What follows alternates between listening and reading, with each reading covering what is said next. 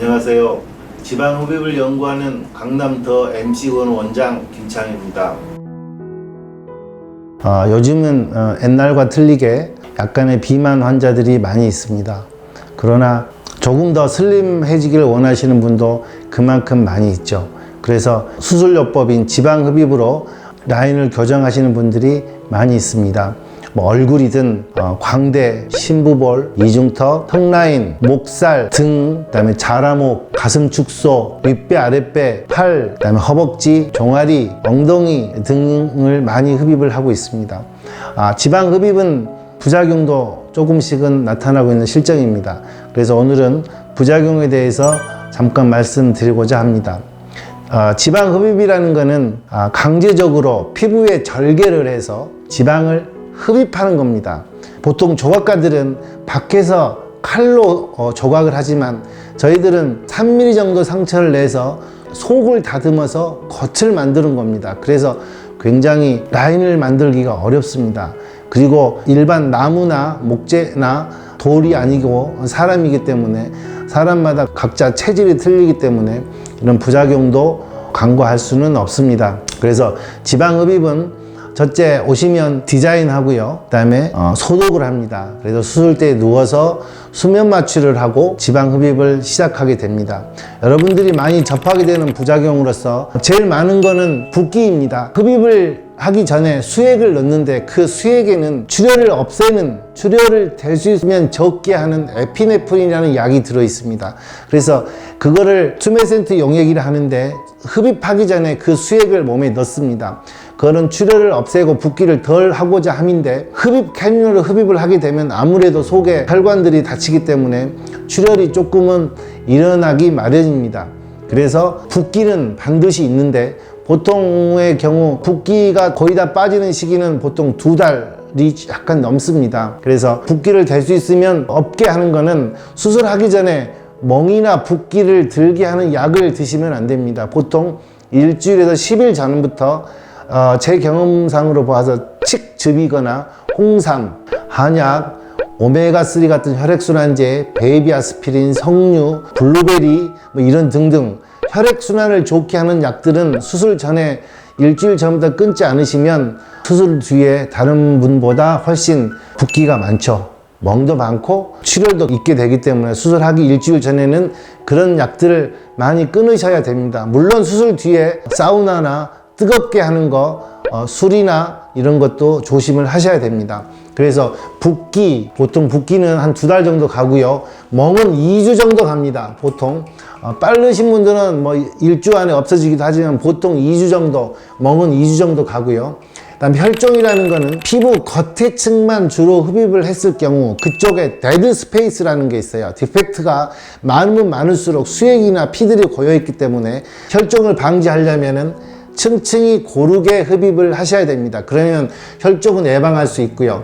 이런 것들은 압박복으로도 충분하게 많이 진전되는 거를 예방하실 수가 있습니다. 그래서 이 압박복이라는 게 사실은 많이 중요하고 압박복도 압박복 기지에 따라서 탄력의 강도가 틀립니다. 압박복도 너무 얇은 압박복을 착용을 하시면 똑같이 압박이 되는 게 아니고 군데군데 되기 때문에 나중에 우리가 염려하는 피부 괴사가 올 수도 있어요. 피부 괴사라는 거는 피부층 가깝게 흡입을 했을 경우 오기도 하지만 압박복이 똑같이 압박이 되지 않았을 경우에 혈액순환을 방해하기 때문에 피부 괴사가 올 수 있죠.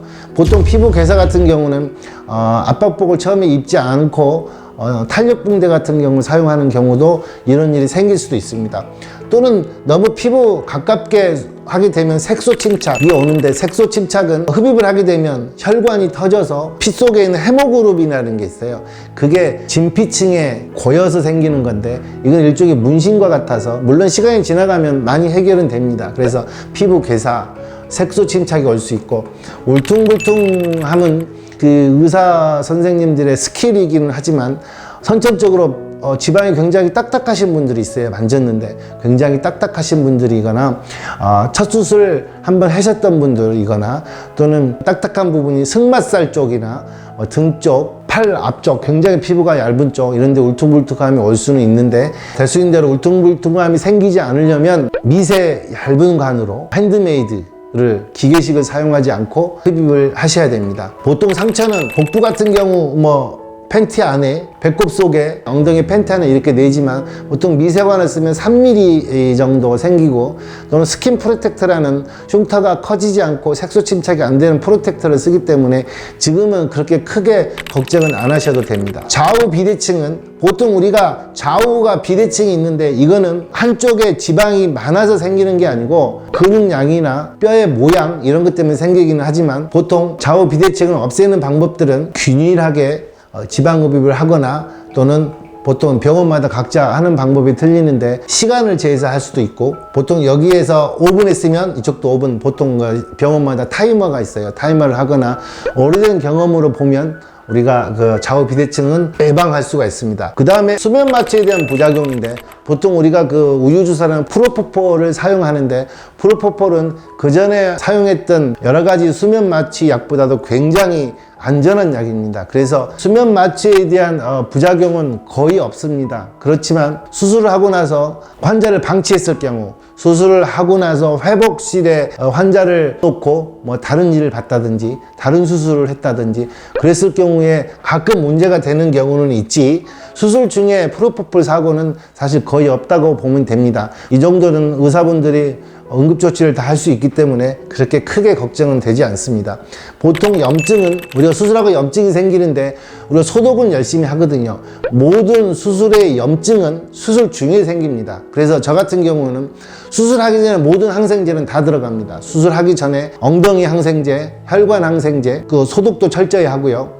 그 다음에 수술 후에도 소독된 거즈, 저뿐만은 아니겠지만 그런 걸 사용을 해서 요새는 염증이 그렇게 많이 있지는 않습니다. 그렇지만 염증이 생기는 가장 큰 많은 원인은 기초 체력이 떨어졌을 때, 면역이 떨어졌을 때입니다. 감기를 심하게 걸렸거나 또는 해외여행을 갔다 와서 바로 수술하는 경우 면역력이 많이 떨어져 있는데 그 장시간 수술을 하고 수술하고 나서 아파서 못 먹고 또는 약도 등한시하고 그랬을 경우 생기는 거기 때문에 일단 수술 전에 체력 보강을 하고 그 다음에 수술 끝나고 난 다음에도 영양 섭취라든지 이런 걸 잘 하시면은 크게 문제는 없을 겁니다. 그 다음에 우리가 제일 걱정스러운 거는 지방 흡입을 했는데 효과 없음입니다. 효과 없음은 생각보다 많습니다. 이거는 많은 효과 없음이지 효과 없음은 없을 것 같고요.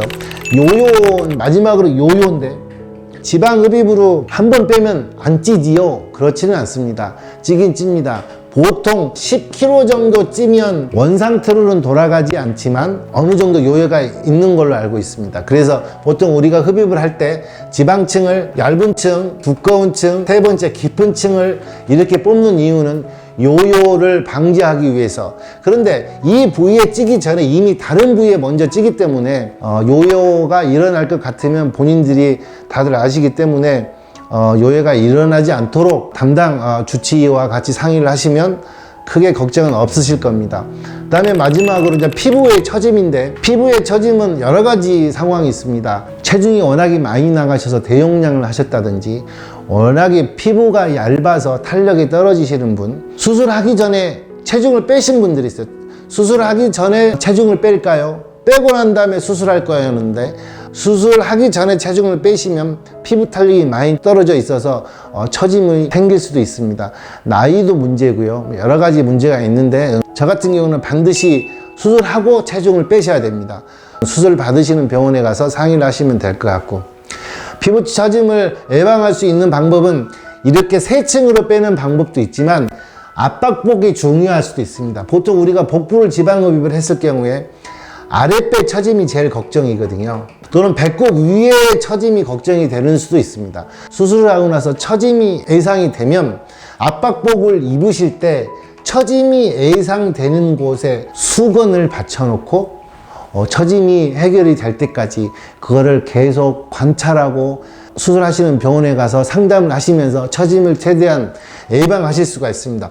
처짐이 생기는 곳에 수건이라든지 이런 거를 덧대시면 처짐을 최대한 예방하실 수 있을 것 같습니다. 감사합니다.